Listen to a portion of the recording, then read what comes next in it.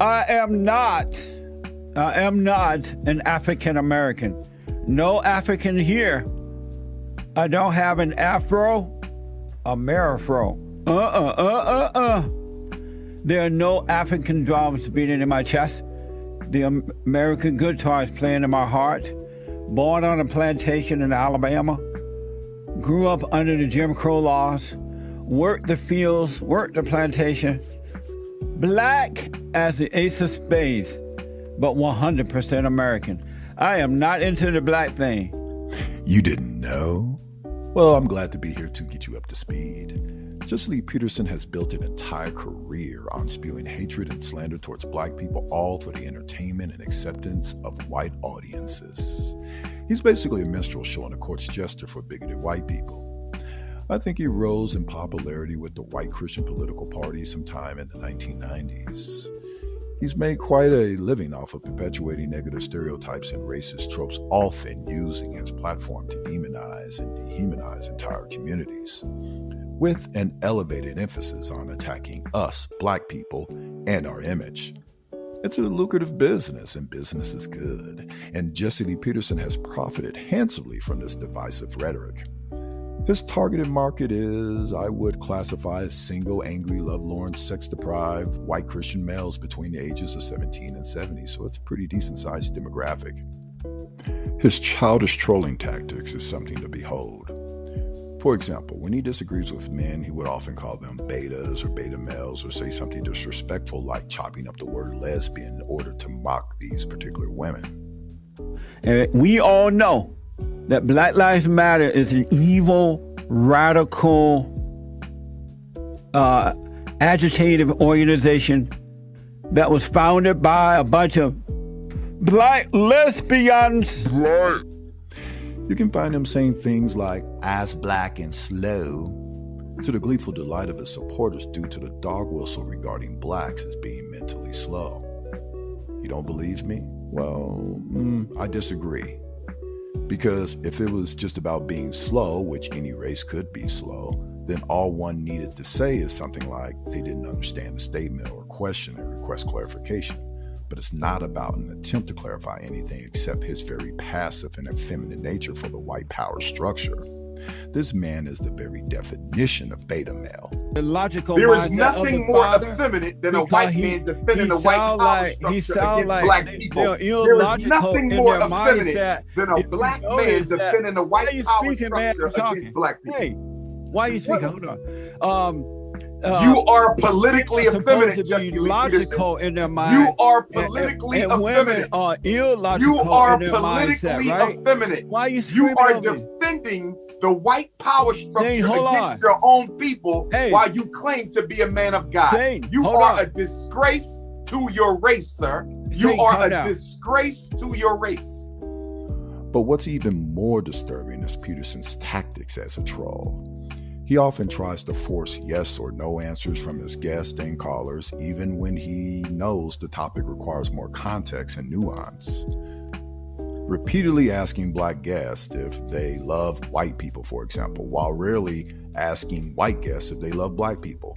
But here's the news flash. If you are a bigoted white, we don't care if you love us or not.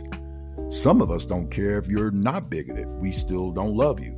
So stop making yourselves more important than you really are through your pets. Anyway, this approach is designed to provoke and manipulate rather than to genuinely engage in meaningful discussion. It's a classic troll tactic, and it's used by demagogues and the sort. And it's a shame that an old coon like Jesse Lee Peterson uses his platform to exploit and belittle others. For example, I've seen him laugh at or mock the suffering of poor and the deaths of unarmed black people, all in an attempt to invoke an emotional reaction for the thunderous applause of his white racist fan base. Also, if you make a cogent argument, he'll say something like, "You said a whole lot, but you didn't say nothing." You know what that is? This is also a trolling tactic, often used by simple-minded individuals who are unable to think below the surface, and they tend to hate anything academic or someone with a vocabulary exceeding 2 syllables. And this is why Donald Trump is so popular with these people. Oh yes, and let's not forget about his hypocrisy on the LGBTQ folks. Jesse Lee Peterson's hypocrisy is also on full display when it comes to LGBTQ issues, as he has been very vocal about his hatred for that particular community, often using inflammatory language to condemn and degrade individuals based on their sexual orientation or gender identity. However, his hypocrisy was exposed when it was revealed that he had viewed a gay porn video on his social media account. He liked it. Mikey, he liked it. He loved it.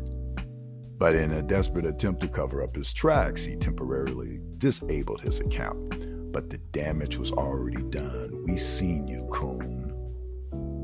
But we're about to get to the documentary, folks. It's amazing. But before, one more. This is going to be a shocker to you guys. Prepare your shock face. But he accidentally liked gay porn on his Twitter. And then he froze his whole account because he was so shook by it. Let's have a look here. So here he is. There's the Jesse Lee Peterson page. Let's scroll down. This is his likes. So you see it's his likes. Let's scroll down. What's he liking? He like Trump. A lot of Trump. He's liking mostly Trump. It's almost entirely Trump. He really loves Trump, it seems. Oh, what's going on here, Jesse Lee? Oh, no. Oh, shit. I mean, he does like sucking conservative dick. So, you know, can understand why he loves Trump so much. But yeah, he liked that. No shocker whatsoever. All the signs were out there already, folks. Apparently he likes the masculine gays. It's not really gay if you're like into the masculine gays. It's not gay if you're like fucking them. That's just the prison rules, basically. And so then he locked his whole account because he was embarrassed. He eventually unlocked it, but this is going to come into play later because in the documentary, somebody actually asked him about this. I think the exposure of Jesse Lee Peterson's hypocrisy raises a lot of questions about his character and integrity, which, by the way, he has none. For me, how can someone who claims to be a pastor or a moral authority be so hateful, so reckless, and so deceitful? The fact that he's built an entire career on spreading hate and intolerance while secretly indulging in behaviors he publicly condemns is truly disturbing. I think that most of us black people hold Jesse Lee Peterson accountable for his actions. Most of us find him completely reprehensible. But we still need to keep our foot on his neck and continuously call out his hypocrisy and challenge his hateful rhetoric.